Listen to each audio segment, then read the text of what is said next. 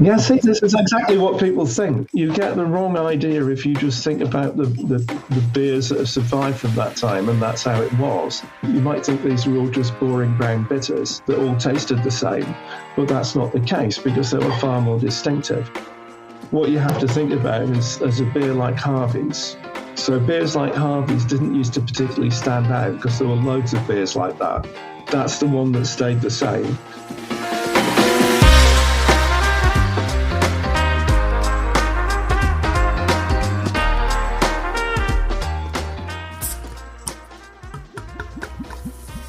Hello and welcome to We Are Beer People, a podcast all about the many different people who help us enjoy beer.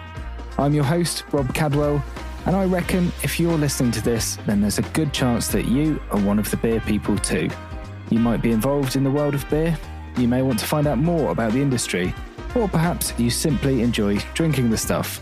So join me now as I have a chat with one of the beer people.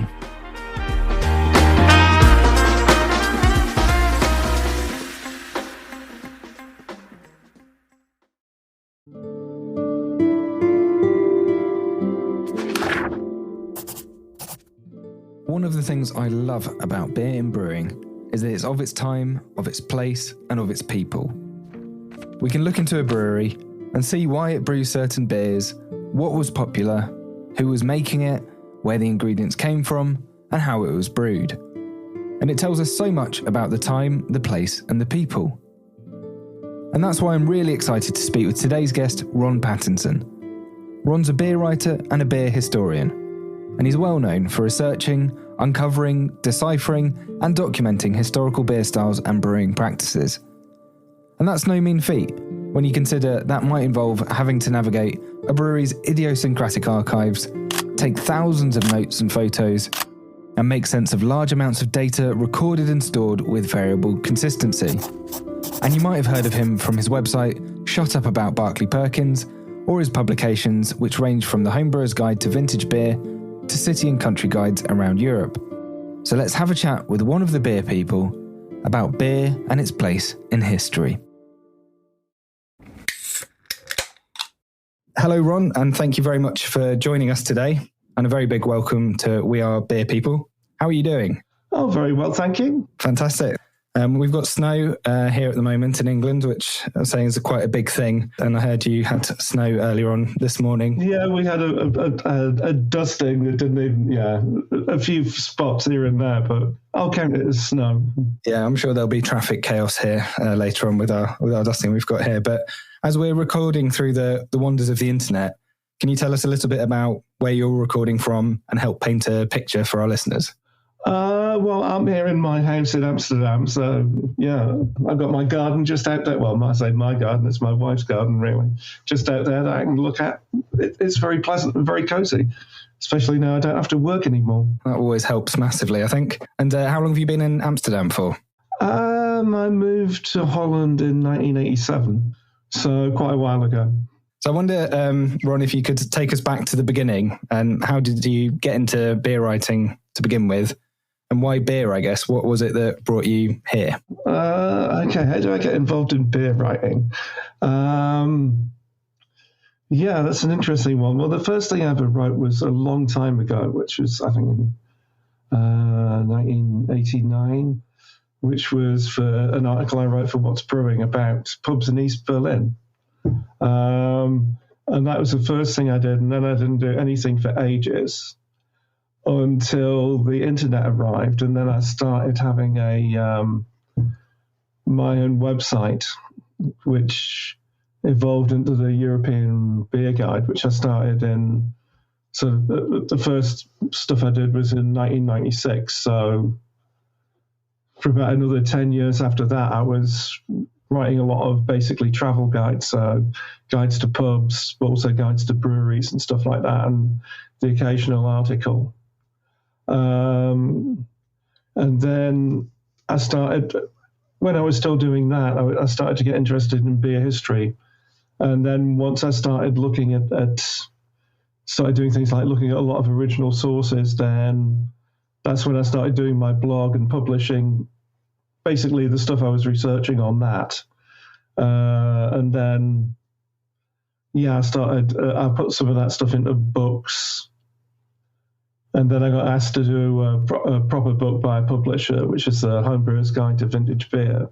So that came out in 2014. And since then, I've been doing a lot of self-published books along similar lines, really. So a combination of beer history and homebrew recipes. So I've got a whole series of the things. I mean, the idea is, this was my grand project many years ago when I first started this, was to write a history of British beer from 1700 to 1973. And that was, I thought I might get that in one book, which was a bit, being a bit optimistic. So basically each chapter then from that book has ended up being a book of its own. So I've done from 1914 to 1970 now in ones I've already published. And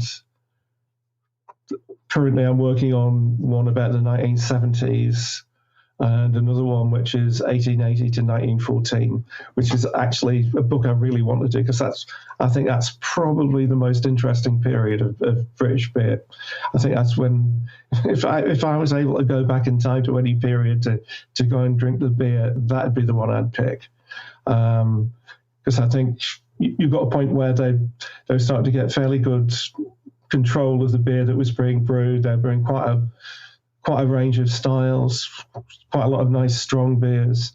So I think that would be quite fun to go back to. So it's a book that I'm really interested in doing, and especially seeing as I can write loads of recipes and hopefully get people to brew the beers. That sounds brilliant. I love the sound of that. And how did you get into writing in the first place? Well, I'd always been into it when I was a kid, and then I wrote for the student newspaper a bit in Leeds, writing music stuff, mostly because one of my friends was the arts editor, so he got us to do all the reviews for him.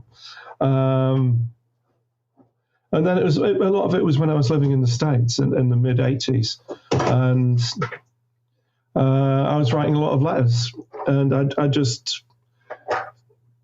Yeah, because I didn't want them to be boring. I was making quite a bit of effort. So I was writing, maybe 5 or 6 letters a week, all by hand in those days, not even cheating, doing it on the computer. Yeah, and so basically through that, I sort of got a style of writing, and then that carried on to when I started doing the stuff on my website. Yeah, it just sort of went on from there. But for a while I was writing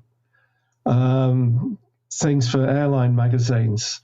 So the little sort of town reviews you have, where you have a few restaurants and a few pubs and stuff like that, I was doing those. Oh, I know the ones, yeah. It was a time when I was unemployed, but it was really dead good practice, because you get like 100 words to write about somewhere, and it's incredibly difficult to write anything that's even vaguely amusing in that number of words. So it was quite good fun trying to get jokes in and trying to be informative at the same time in a really small number of words. So it was very good practice in some ways for writing. Yeah, every word's got to count there. Yeah. I guess that's sort of, there's been that common thread for where you've done city guides and things like that around Europe. Yeah, I mean, I tried quite hard when there was a certain point when I was writing pub reviews when I realised that if you just describe the pub and how it looks and stuff, it's really boring. And what that you really wanted to do was describe what your reaction to the pub was and how you felt in it. So a more emotional description of the pub rather than a physical one. And that's what I tried to go for, to try and say, well, what was it like for me in this pub? What was my feeling about it? Well, I hope people like that. And I thought it was more fun to write that way. But the whole thing about writing pub guides is it's just a complete mug's game, especially nowadays when things change so quickly. It's why I gave up trying to keep them up to date, because it was just so much work.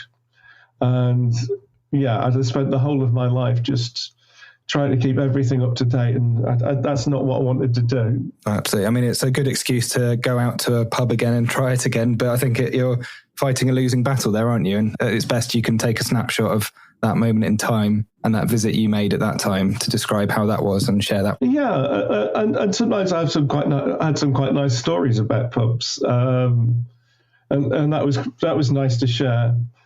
But yeah, well, also my pub guides, they're also I always say it's a secret family album as well, because in the photographs, in the pub guides, there's loads of my family and friends in the background, just not particularly looking like they're having their photograph taken.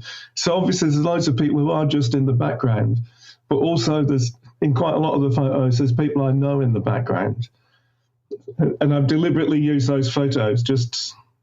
So, yeah, you can see my kids and everyone in there. That's really nice and really autobiographical, so you can look back at those and can chart your different visits that you made. Well, yes. Well, that's also why I always write a whole series of blog posts about when I go travelling with my kids, partly so they'll be able to read this when they're older. I mean, they find it really annoying when I'm taking photographs of things all the time and making notes and stuff. So they're always, getting really angry, but...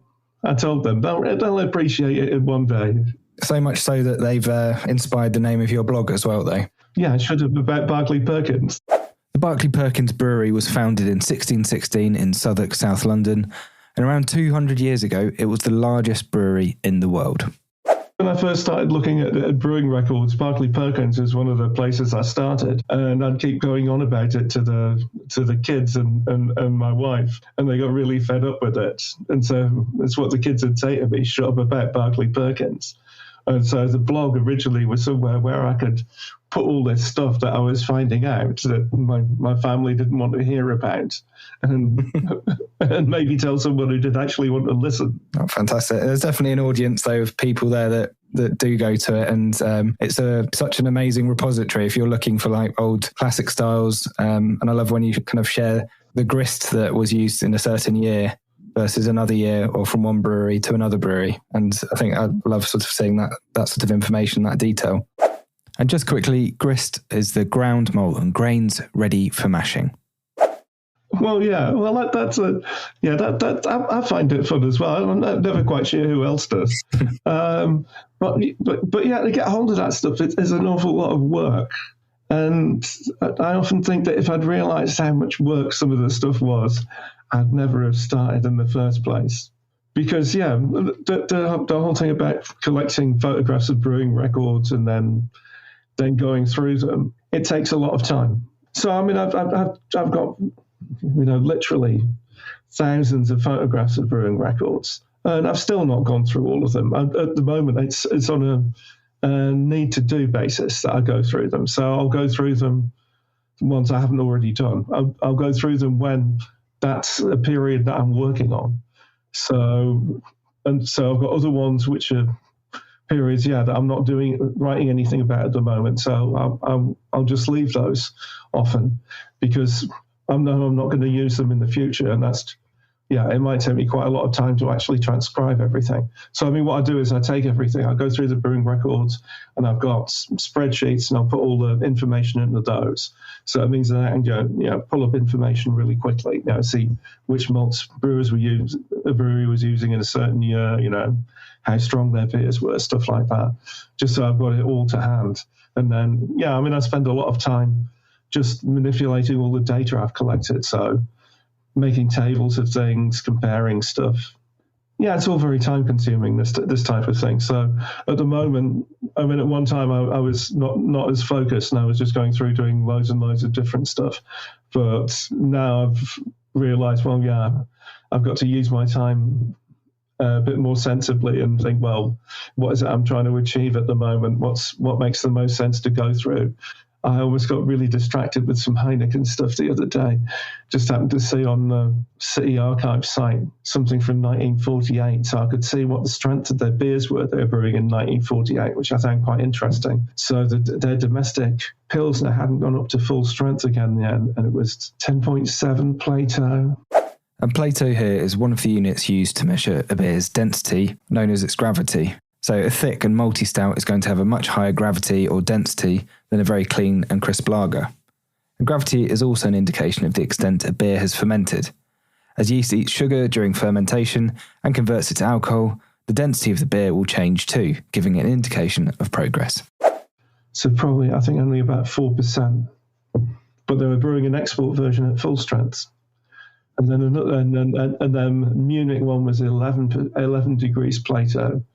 So they're dark lagers. They're probably also about 4%. But yeah, I mean, I find this sort of stuff interesting, but I don't know who else does. I mean, partly because I've got a whole load of information about Heineken's beer during the war, but only up until, like, I think 1943. And then there's a bit of a gap because they don't have the brewing records for after that, even though I know they were brewing right up until 1945. Yeah, I've got some amazing information about Dutch brewing during World War II. Oh God, the minutes from the Dutch Brewing Organization, they're really interesting because it's got lots of stuff about how they're trying to, I mean, they say in the minutes at a certain point that what their aim is to have not happen what happened to Belgium during World War One, where most of the breweries got all the copper stripped out by the Germans and loads of the breweries never reopened. And so the Dutch Brewing Organization said right at the start of the war that one of their aims was to try and keep all the breweries open and not have that happen, not have them have their equipment stripped out. And in that aim, they're actually incredibly successful. And the main way they argued to the Germans that they should leave the breweries alone was, you want us to brew beer for you, don't you? And so they were basically said, well, yes, you should leave the breweries open so it can supply you with your beer ration. And I mean, the stupid thing is that the Germans let the Brewers Organization organize the beer rations. So they knew exactly where all the German troops were and how many of them there were, because they knew what the beer ration was. So if they had to supply so much beer at this location, they knew exactly how many German troops there were there. And this information they passed on to the Allies. Wow. It's a really interesting story. But the whole thing of it, you can see the minutes of the Brewers Organization it's a wonderful insight into how people would react under occupation, because what they're trying to do is they're trying to mitigate all the bad effects of it. So they're always negotiating with the Germans, trying to keep things as favorable to them as they possibly can. And it's a really interesting insight that you often don't see in the things that are going on behind the scenes. No, it's fascinating, that. And where would you get that information from? Because I guess from brewery to brewery, from country to country, or even from brew to brew, the type of information and where you're able to get it from, how it's stored, how it's accessed varies, but also chronologically, that's going to vary hugely if you're looking at the 1970s, the 1940s, the 1900s, and you're talking about documenting it from the 1700s onwards. That's going to be a huge range of how you're accessing that information. Yeah, I mean, personally, I'm now uneasy going back much more than about 1800.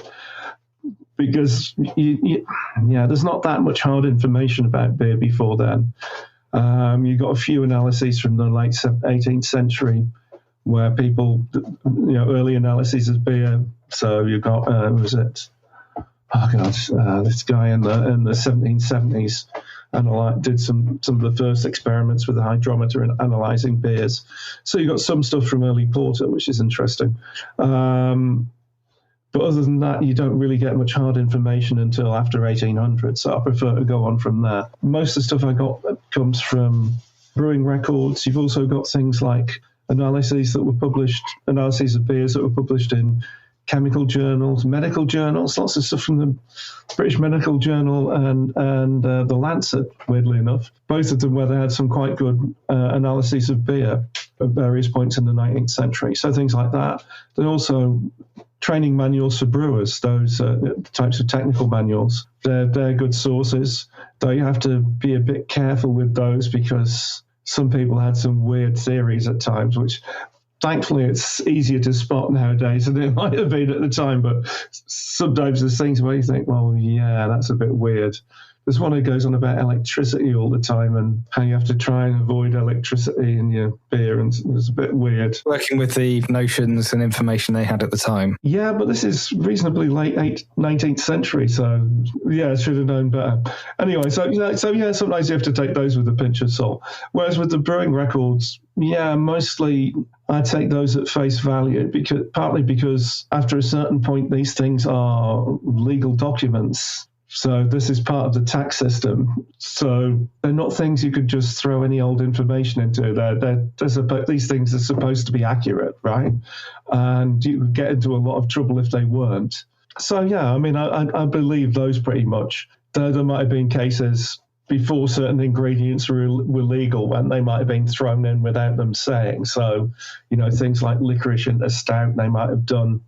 Yeah, then again, maybe not, because the penalties were quite big for not using authorized ingredients. So it probably put most people off. So, yeah. So mostly you can believe those as being true. And then for statistics, it's this thing, the Brewers Almanac, which is published by the Brewers Society, and then its successor, the Statistical Handbook, which is basically the same thing, but with just the statistics and not the other stuff that you had in the earlier ones, which is like all the legislation and things like that, which is dead handy, for people like me. So those, I've got loads of different years of them. And between them, I've been able to assemble these really long strings of statistics. So, things like UK beer production, I've got it going back to, the 18th century sometime, right through until whenever the last time I bothered picking them up. So probably about 2015, 2016, something like that. So 200 odd years worth. And of other statistics, maybe not quite that long, but quite long spreads of them, because that's what I like. I like to look at things over a very long period of time. So it's nice to have really long sets of statistics. And so these the individual books will have ones for like maybe 10 or 15 or 20 years. So I don't have every edition of them. If I get one every 10 years, then I'll get all the statistics I need. I just have to put them, piece everything together. Yeah, that's another thing that takes time. I can imagine, yeah. And how would you then go about sort of bringing that data together with data from an individual brewery or that type of thing? Well, then you can do something like, so one of the statistics they have is brewing materials. So I could look at any specific year and I can see, well, how much malt, sugar, adjuncts, hops went into beers on average. How does this compare with the recipes of this particular brewery? Then you can say, well, what do they compare to on average? Because when you look at it, at the numbers of the materials for the whole country, that gives you a genuine average for all beer that was brewed.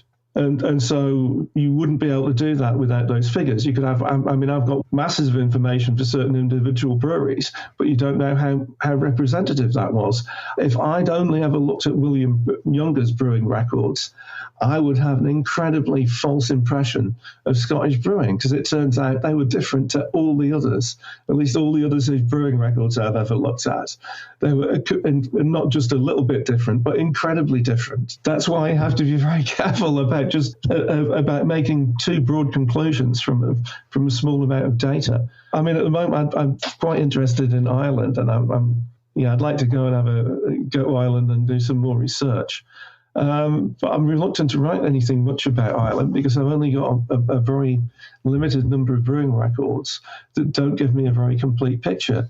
I don't even have ones that can cover very long periods of time.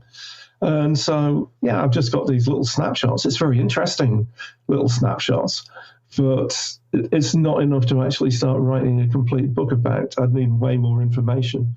And Ireland in general, it's harder to find information about than it is for the UK, is what I've found, unfortunately. Even though there do seem to be quite a lot of brewing records preserved, a lot of them at Guinness, which is a bit of a problem. It's really annoying. I went around Guinness a few years ago with some people from Goose Island. It was really friendly. They're young archivists there.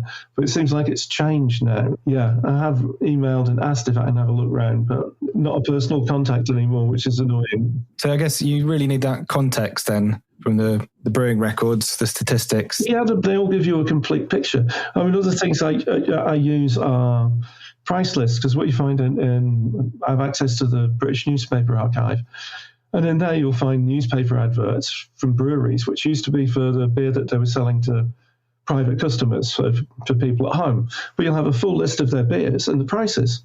And so you can see, well, these are the beers that people were producing. These are the draft beers, and you can see which are the bottled beers that are producing. So it's really interesting. And because the prices were incredibly stable between 1870 and 1914, you can really say, okay, well, if a beer is costing 36 shillings for a barrel, it's probably going to be about this strength. From breweries where the brewing records might not exist anymore, you also get a pretty good idea of what beers they were brewing and what strength they were. And you can see how much they were charging for them as well. Were there particular things you think that drove the types of beers that we were drinking over the years? Well, fashion, a lot of it. Exactly how beers were, well, a lot of that's driven by external factors. So, I mean, if you look at the development of beer styles in Britain, an awful lot of it just comes from the effects of war. So you see that you have this transformation at the end of the 18th century when there's the malt tax goes right up to pay for all the wars with the French. And that makes porter brewers look at how they were brewing and move away from using an all brown malt grist to one that was mostly pale malt. And that was a huge transformation in the way the beers were brewed, and also had an impact on how the beers tasted and how the beers looked. And that was completely driven by external factors. So in a way, tax is a key kind of component there. Yeah, like tax today, for instance, where, you know, low ABV beers have a lot less tax on them. And so you're seeing those beers being brewed under a threshold now. Yeah, that things like that have a hugely distorting effect. Or you have the thing in the States where beers, whatever the strength, taxed at the same level. And that's why you have so many really strong beers in the States, because there's no tax disadvantage in doing that. And why people trying to produce 3.5% and 4% beers struggle so much, because of the way the tax system is. They cost almost as much to produce as full strength beers, so they have to sell them for the same price. And so it completely distorts the American market. And yeah, the way they're doing it in the UK, yeah, it's going to distort it as well. It's fairly obvious, and money's the thing that drives everything. So that's what's driven changes in the past. I mean, some of it's been technological as well. Well, I mean, a lot of it's just fashion. You know, it's people don't want to, you don't want to drink what your granddad's drinking. That's a big part of what it is. I keep telling people, lager's going to go out of style soon. It really is. You just watch when it does, how quickly sales drop off. I hope you're enjoying our chat, and if you like what you're hearing, there are a few things that you can do that really help us out and help other people find the podcast. Number one, follow or subscribe to We Are Beer People podcast wherever you get your podcasts, and leave a review or rating. Number two, share the episode on your socials or even in actual real life. And if you want to stay up to date with all things We Are Beer People, you can visit our website, wearebeerpeople.co.uk, where you can sign up for a monthly newsletter, and you can follow us on social media at We Are Beer People. And if you have any questions or comments or want to hear from any beer people, then pop me a message. Now, back to the podcast. It is really interesting. It's still obviously the bulk of mainstream beer sales in the UK is lager, but that increasing interest that you're seeing in craft breweries making craft lagers and those sorts of things, which wasn't there maybe 5 years ago. I think there's a renewed interest where people have had lots of really hoppy beers, pale ales, IPAs and things like that, but are now getting more interest in lagers. So we're seeing the growth of those as well as interest in dark milds. Yeah, I mean, if I can say what, I actually didn't go to the States last year. So I'm talking about what I saw from the year before that, and also from what I've seen on the internet. There seems to be a lot more interest in dark lagers in the US, but even so, I say that it's still a sort of small fraction of what the market there is. So it's very much a niche of a niche. But there definitely seems to be more interest in things like Czech dark lager styles. I think especially seeing as the BJCP and people have finally recognised they actually exist. So I'd encourage people to make them. But I had a few last time I was over in the States. I mean, a really nice Czech style one in Atlanta. So people seem to be more interested in that. I mean, my son was telling me that they were making a much better job of German-style Pilsner in the States when we were over there in 2022. So, yeah, people do seem to be... I think there's more interest in lager, but, I mean, I actually found the variety when I was in the States recently not that great, and virtually no dark beers, other than the few dark lagers I found. Virtually no porters, but the only stouts I saw were nitro stouts, which I don't really like. Yeah. But yeah, in the UK, I'm just trying to think what I saw when I was in the UK recently. I was pleased to see some nice dark mild, actually. That was good. Yeah, really nice marble mild. Oh, lovely. Yeah, really good. You mentioned Licorice earlier as a Yeah. ingredient that was maybe added in from the unauthorized list of ingredients. I saw today on an email for a new low alcohol beer from a craft brewery near me, Siren. They're doing a kind of a new porter, which I guess it's to make up the kind of flavour that you need on a low alcohol beer. So it's 0.5%, but it included licorice as well. That's really interesting. But people did that. I mean, and what you'll see is you'll find loads of recipes in 19th century books and 18th century books, 19th century books, where they'll be saying about, using licorice in it. And people will get the wrong idea. They're thinking, commercial breweries would use this. But no, these are recipes for domestic brewers where you could use what the hell you liked. And this is one of the advantages you had over commercial brewers, that you could use things like licorice, which they would have liked to use, but which they weren't allowed to. Do we know how big domestic brewing was versus commercial brewing at that time? Oh, when you're looking at the early decades of the 19th century, I think domestic brewing was maybe about a third of beer production. It's everything from the agricultural labourer making a little bit of beer for himself to, the local lord, like Trackett House, having their own reasonably sized brewery. Because you have to remember that domestic brewers were often on a larger scale than commercial brewers, because a lot of the commercial brewers were just brewing for their own pub at the time, so not brewing huge quantities. Whereas if you'd got a large estate and you'd got hundreds of workers, you would have a decent-sized brewery. And I mean, this also covers domestic brewers. That also covers things like the universities, where the colleges, a lot of them had their own breweries. I think the last college brewery only closed in the 1930s. So, and they would be brewing in reasonable quantities. So it's not just thinking, these are just like home brewers. That some of these people were brewing quite a lot of beer. So they'd often party guile and run off a week of beer. So obviously that would be the stuff the servants would be getting. Then they'd have sort of like a normal strength beer, which I guess is the stuff that would be the everyday drinking for the members of the actual household. And then you'd have the really strong beers they'd make and lay down for years and years on end, which is what they get out when they had their posh guest round and wanted to show off. No, and so they'd have different classes of beer depending on who it was for. And yeah, for things like the harvest, people expected beer at the harvest, but it wasn't stuff that was very strong. It would only be, like maybe 4%.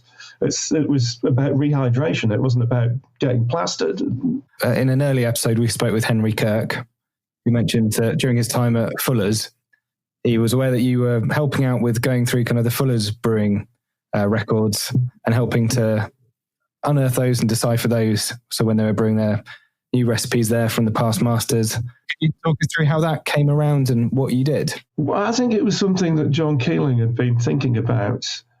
And then he commented on my blog, and I just said to him, can I come and look at your brewing records? and he said yes. So I went round there and I was, photographing some of their old brewing books. And we were talking about this, and I think this is where it came up. Now, I suppose this is something you must have had in mind before, on about them doing some beers based on previous brews they'd had. I would be interested in taking part. So, I was never quite sure how much I genuinely contributed to this. Maybe a bit, because the thing is that with Fuller's, it's not that difficult, because the old brewing records are in exactly the same format as their modern ones are. But yeah, well, it was nice always having a chat with Derek and John about the old recipes. So it was a very fun thing to take part in. I did get quite good at reading their brewing records, because I got a whole load of photos of them and I've been through a lot of them. So I do know where, have a good idea about what the stuff means. But they still got types of sugar in that they don't know what they are. Even ones that they were using as recently as the 1960s and 70s, they've no idea what they are anymore. Yeah, Henry mentioned there's like a few instances where for hops it might just say a farm or a region. But I think you were able to you could know actually that it means this farmer and they were using this type of hop. Well, yeah, sometimes. And you can see the sort of, get used to the sort of abbreviations they use. Yeah, mostly you're lucky to get anything more than just a region. That's all they really give you mostly. and then you just have to guess from that. And sometimes you can guess from you've got some idea from the grower's name where the hops come from. And are there any particular trends and things you think you've seen over the years? I'm sure there's lots, from historic brews as we go through the years. Loads of trends. To and from various types of beer. I mean, if you're talking long-term trends in British beer, one of the interesting things in the 20th century was the move away from bottled beer that you see in the 60s and 70s, which is interesting. I mean, if you're looking at, say, the 1950s and 1960, you're looking at 35% of beer was bottled, at a time when 90% of beer was drunk in pubs. So meaning a big percentage of the beer drunk in pubs was in bottled form, which is very different from what you've seen at any point since. I mean, you don't see very many people drinking bottled beer in a pub, do you? No, you don't. No, not at all. And so it used to be a lot more common. So that's one long-term trend. I mean, that's one of the things it did for things like light ale and brown ale, which, you see have just fallen off a cliff. It's interesting because I found some quite good figures on the percentage of sales of things like brown ale. And that went from like 4% at the start of the 70s to 1% at the end of it. So really incredibly severe decline, losing, sales falling 75% over a decade. That's not good. Yeah, and so you can see there's always been movement in what people drink as beer styles. Has IPA really made a dent on the styles that people drink? I don't know if it has. I don't know if craft's a big enough percentage for it actually to make much difference overall. Maybe they're going to persuade everyone to drink Helles. You never know, yeah. I think we're still lager drinkers, aren't we, as by and large in Europe? Yeah, I think mostly. Don't talk for me, though. No. I'm of the opinion that there's a beer for every moment. Sometimes it's lager, but a lot of the time it's ale if I can find one. Well, I do like a good lager. In fact, the only two festivals I go to nowadays are both lager festivals. Oh, really? Are they ones local to you? Yeah, they're ones local to me. Oh, it's also because I'm lazy. But they're the ones they have at Butcher's Tier. So they have one that's a Bayerische Anstich Fest. So it's Franconian beer straight from the barrel. And the other one they have is a Czech festival. So it's beer from small Czech breweries, so that one's always really good. Oh, lovely. We were in Salzburg on holiday in Austria and stumbled down a load of stone staircases on the side of a hill, basically through a nondescript doorway. Keep going down, right angle turn, get to the bottom, and you're basically in this foyer where you can pick up a stoneware mug. You can rinse it in a font that's in the middle. And then they've got two wooden casks that they've got lagers in, basically, and a load of lovely smoked food going. And it was just amazing. But it's a brilliant place, Augustina in Salzburg. And it was just incredible for having that. And it's not an experience you can have in the UK or in. No, it's one of my favourite spots, Augustina. I really love that place. Were you there in the summer or the winter? It was in the winter, actually, and it would have been about 5 years ago or so. And we didn't really know quite what we were getting into other than they sold beer there. And then, you realise quite quickly you're in somewhere special. Yeah, no, it's a brilliant... Their beer garden's wonderful as well, if you're there in the summer. I mean, it's only... The first few times I'd been there, I'd only been in the winter. But the beer garden's wonderful. It's really nice. We never made it there. I think we were just in one of the drinking halls. But yeah, incredible place. I definitely recommend it to people. And it's why I think you can have one idea of what lager is in your head, but it's not what they're... No, the beer's really nice there as well. So I wondered if you've talked about a little bit about how you go about things. And I'm sure there's no typical day or week for you, but what might one of those look like for you if you're looking into something or you're researching or just generally trying to write about something? How would your week look? Well, it depends on which bit I'm working on. The stuff I'm doing at the moment, it's mostly been messing around with tables of numbers of beers and then writing bits of stuff about those. So that's been a combination of manipulating tables in Excel and writing text and then writing some blog posts. So most days I have to write, I have a blog post every day. So unless I'm a few days in advance, I'm normally writing a blog post at some point during the day. Looking stuff up on the internet sometimes, or consulting. I've got like various things here like Brewers of the British Isles, which I quite often look at, which has got all sorts of details about UK breweries. So if you want to know when they were founded, when they closed, stuff like that, that's really handy. So depending on exactly what I'm doing, I'll often be looking at that to find out information.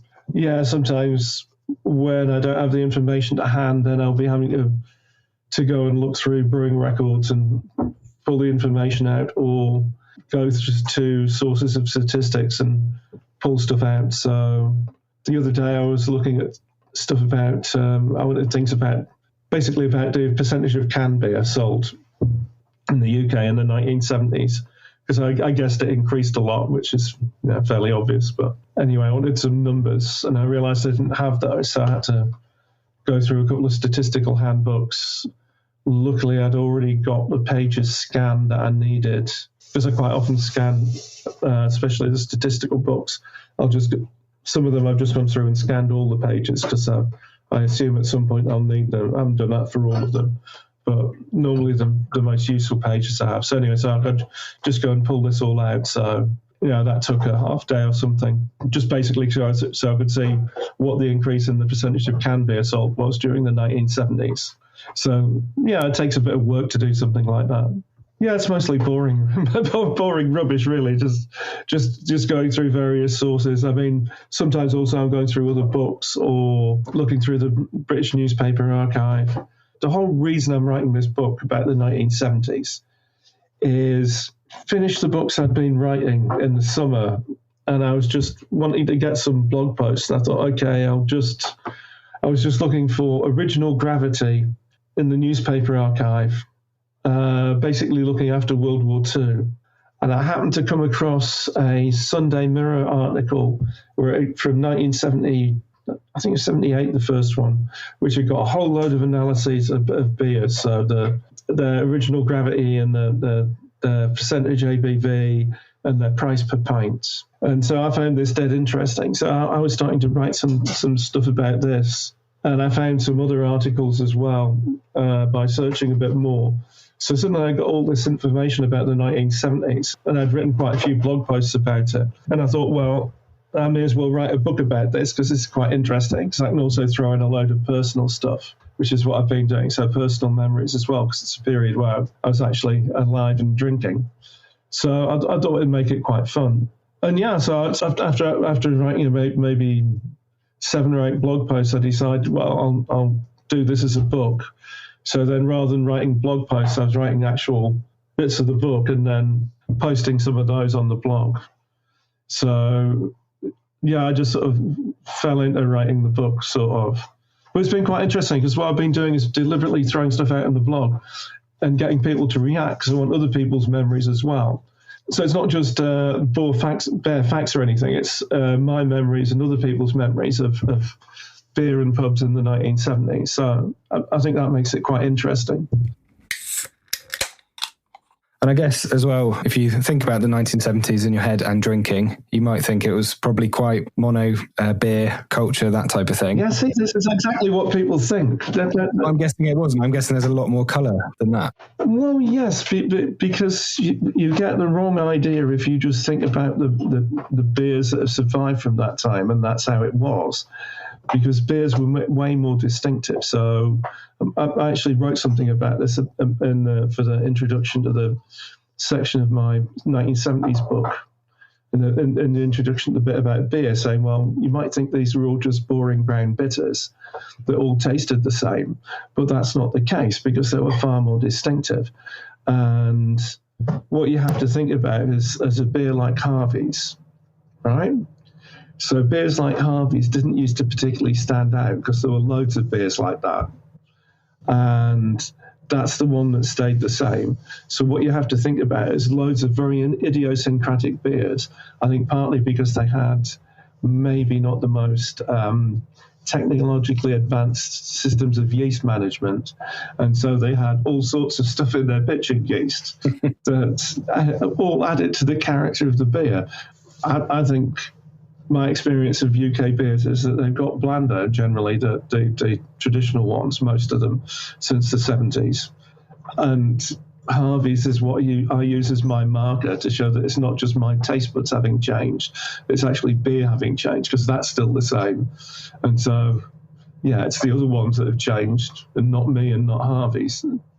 And there were still loads of weird beers left hanging around. I mean, yeah, Courage and Stout, for God's sake, the best beer ever brewed. It's the best beer I've ever tasted. But yeah, there used to be lots of Southern beers that were similar to Harvey's. So yeah, it wasn't just dead dull. And you had some weird old strong beers that were still hanging around. So it was more varied and more interesting than people might think. And also you got mild everywhere, so it wasn't just bitter. It's Do you think we'll see mild in its non-dark form come back in the UK? Well, weirder things have happened. Milk Stout made a comeback. I wouldn't have put money on that. That to me seemed like the most unfashionable style imaginable, and that managed to make a comeback. So I don't know. I mean, I jokingly say that I think it will do, but I don't know if I genuinely believe that. But you never know. I mean, at a certain point, the IPA name's bound to become poison. That's what happens with everything. I think it's getting pretty close to saturation points with IPA. I really don't think you can take that one very much further. It's interesting as well. I think how language changes over time with people using language differently. So if someone says something was cool a while ago, that might mean one thing to one generation and another thing completely to another generation after it. But the same thing happens with beer, I guess, to an extent, which you've probably seen. Well, I was just thinking about this today with the word stout. And the word stout, what that originally meant was strong. So it didn't particularly mean any specific style of beer, it just meant strong beer. And what you say, well, what does stout mean now? What stout means now is black and roasty, pretty much. And maybe not even so much the roasty nowadays, but that's basically all it means. Because someone was saying to me, well, how can you have a stout? Because I published a recipe that was 1950 stout that was, I think, 3% ABV. And they were saying, well, how can you have a stout that's 3%? Well, yeah, when all stout means is black and roasty, well, yeah, you can have a stout of any strength. That's it, yeah. But it's just really interesting how that changes over the years. So what you've talked about a little bit about your, how you work and that kind of thing. What would you say you most like about your role? What's your favourite thing? No, I actually quite like doing the research, some of it. I mean, some of the bits of just transcribing things aren't that much fun, but the manipulating the numbers I quite enjoy, and the writing's good fun. But yeah, I mean, I do quite enjoy a lot of the research. Actually going out and getting the brewing records is a real pain. That's, sort of 4 hours standing there just taking photographs constantly, which isn't a great deal of fun. But yeah, it's worth it for looking through the stuff later. So I mean, most of the research I quite enjoy. It's only a few bits that are irritating. And how would you say your role has evolved over time? I don't know, really. Well, I've seemed to have become more orientated towards home brewers over time. Not necessarily consciously, but... Do you think that's because home brewers might have more, capacity to try out different recipes and explore those ones versus commercial breweries at the moment? I think for home brewers, it's interesting because I've published lots of different recipes and things that aren't necessarily like modern beers or other recipes they might see. So I guess they find that interesting. You're the first port of call for home brewers, I think. Well, hopefully, yeah. But you also do work with the brewery in the States, don't you? Well, I've worked with quite a few different people in the States. Though, I mean, I did quite a lot of work with Goose Island. I've done 3 beers with them over... Okay, it's probably almost 10 years, actually. It's over a long period of time. Each beer has taken a couple of years. So I've done 3 beers with those. And then I've done various other ones with people in the States. Pretty Things, I did a whole load of beers with them. So, I mean, they don't exist anymore, but I mean, they're in the UK now. So they've also brewed some of my recipes over there. Yeah, one of my mates and school friends in Britain, he's got a brewery. He's brewed quite a few of my recipes. So, is there a style you think that's particularly of interest that brewers keep coming back to nowadays? Probably stouts more than anything. Well, there's also more room for variation with stouts. If I'm honest, I realised this when I was doing some of my books, and I was trying to, collating the information together about various types of beer. And when it came to stouts, there's just masses of stuff and of really different beers as well, even being brewed in the same period. So you'll have stouts that, some periods in the UK when you got stouts that were being brewed at 2% ABV, and other ones at 10.5. So it's like quite a bit of variation there, or even under 2%. Some of the Scottish sweet stouts just ridiculously weak. So it's an interesting style stout. There's been lots of things. Well, especially if you start including things like pale stouts. So, is there anything you think that brewers and breweries could learn from vintage ales and vintage beer recipes? Blending. This is something that I've really become a fan of since the last 2 beers that I did with Goose Island, where we did a thing called Obadiah Poundage, which was a keeping and a running porter blended, and the last one we did, which was a similar thing but with a barley wine, with a keeper and a runner blended. And yeah, I was lucky because I got the chance to taste the unblended beers and the blend. And in both cases, I thought that the blended beer was better than either of the individual beers. And the aged beer was just like too intense. And then when you put a third of that in with 2/3 of the young beer, they got much fresher characteristics. Then you got the nice complex flavors from the aged beer, but you got some youth and vitality to sort of like move that along. It made me think, well, yeah, people are really missing a trick here. And these are flavors that you could not get in an individual beer. You could not get one beer that had a combination of those characteristics, because it's just not possible. And virtually no one's doing it. You only really get it much in Belgium nowadays. And I'm surprised no one's really picked this up, because I was dead impressed by the impact of it and how you could really, have come up with something that was better than the sum of the parts.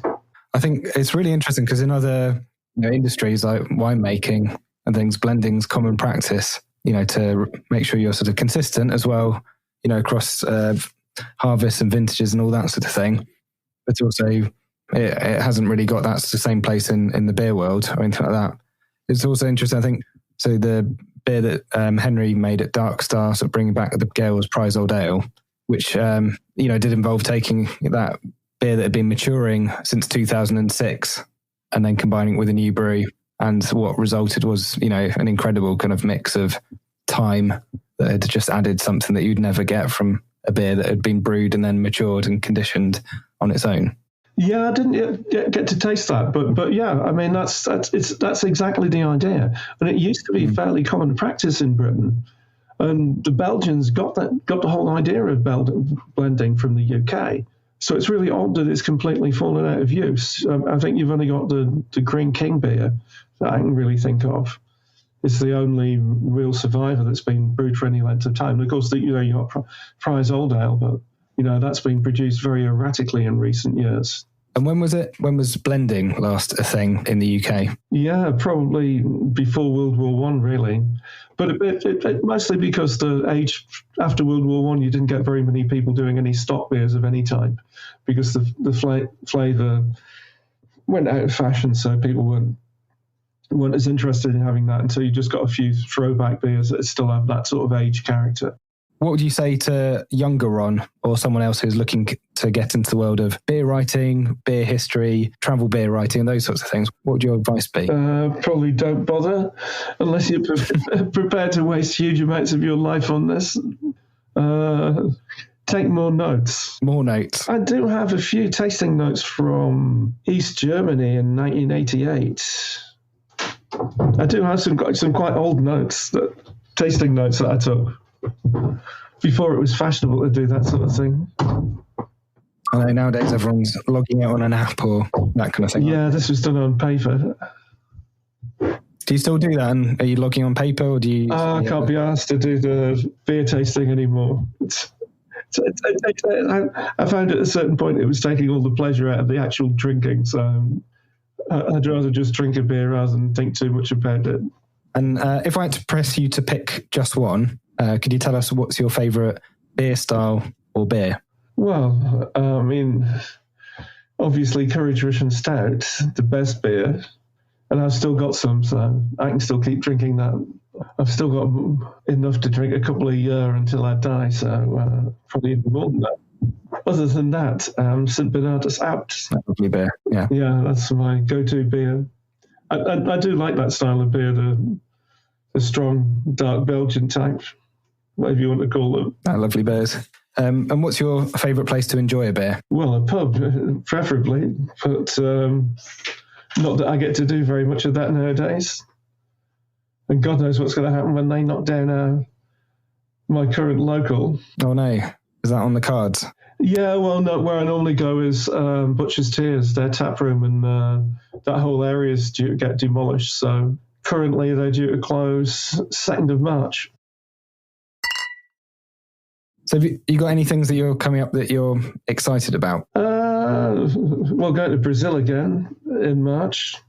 That's always fun. Get a couple of days in Rio, which is, yeah, it's nice because there's some quite good beer there as well. So get to go around a few craft beer places there and then do some judging and hang around and hopefully with some other beer people I know.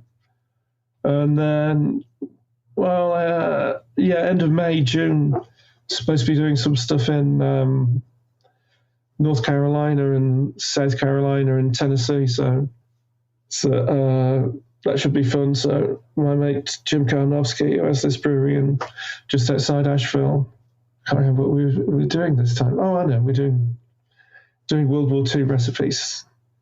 But it's always fun at his place. He always has a really nice selection. He always does a selection of beers that are just the things I want to drink. So he's laid them on for you. Yeah, like he did one of my dreams, which was a full selection of beers from a 1910 London pub.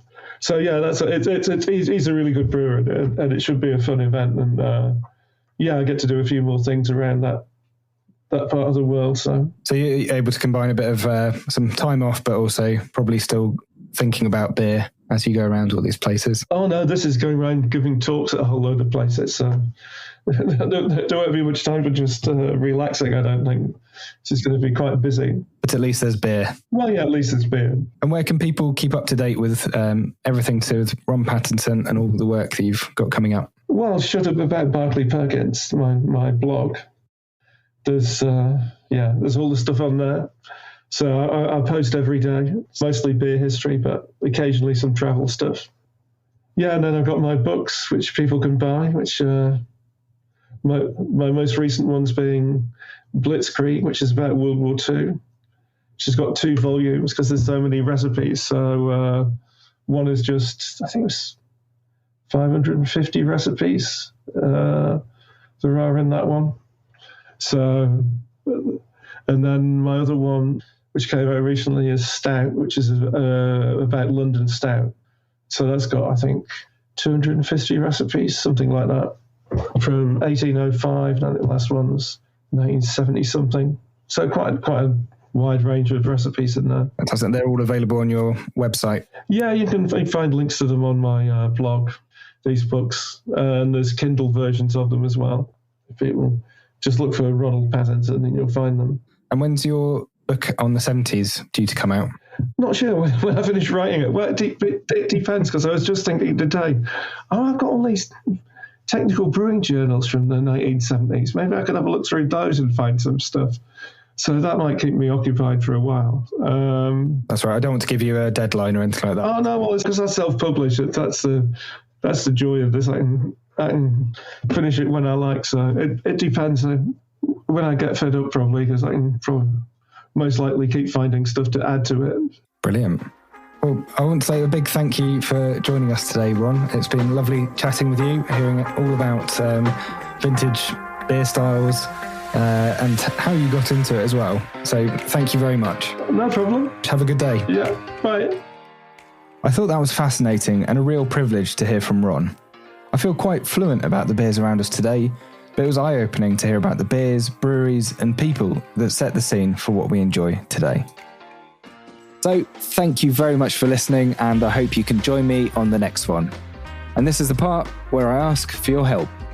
If you haven't done so already, please subscribe to the podcast, leave a review or rating, or share it with others.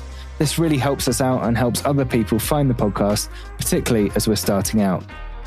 And you can follow us on social media, search for We Are Beer People, all one word. You can also email us at wearebeerpeoplepod@gmail.com. Let us know what you think, share your thoughts, and if you have any recommendations for beer people you'd like to hear from. And until next time, don't forget, you, me, us, them, we are all beer people.